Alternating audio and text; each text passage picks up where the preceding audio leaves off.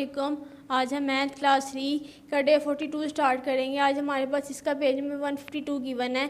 152 पे क्वेश्चन हमारे पास है, right the names of the diameter, radius and the centre of the following circle. उन्होंने कहा है कि हमारे पास जो सर्कल गिवन है, हम लोगों ने इसका डायामीटर, रेडियस और सेंटर ऑफ द सर्कल बताना है। सबसे पहले डायामीटर क्या होता है। डायामीटर, हम एक पेज पे एक सर्कल ड्रॉ करते हैं, उस सर्कल को हम मिड से फोल्ड कर देंगे। जब मिड से फोल्ड करेंगे, एक इस तरह की लाइन क्रिएट होगी, ये लाइन सेगमेंट कहलाएगी और हमारे पास डायामीटर ऑफ द सर्कल होगा। एक पेज पे सर्कल ड्रॉ करें, उसको कट करें और उसको जब हम फोल्ड करेंगे, हमारे पास ये दरमियान में एक लाइन ड्रॉ होगी, इसे हम लाइन सेगमेंट कहेंगे।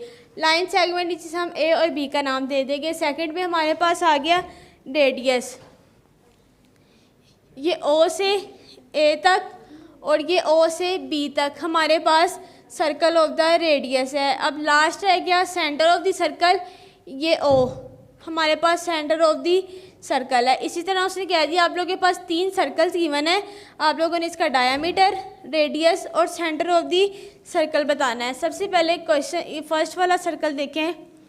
हमारे पास ये 2 पॉइंट है डायामीटर के, ए और बी। हमारे पास एक सर्कल में ये मिड आ रहा है। डायामीटर हमारे पास गिवन आ गया ए बी। अब उसने कहा रेडियस ओ ए ओ बी, ए ओ और ओ बी, ए ओ बी हमारे पास रेडियस आ गया। सेंटर हमारे पास ओ गिवन है। इसी तरह इसका डायामीटर एम एन होगा, रेडियस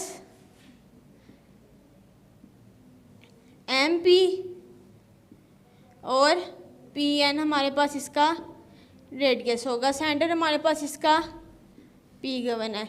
इसी तरह ओ एक्स और जी, इसका डायामीटर होगा रेडियस एक्स जी और जी वाई।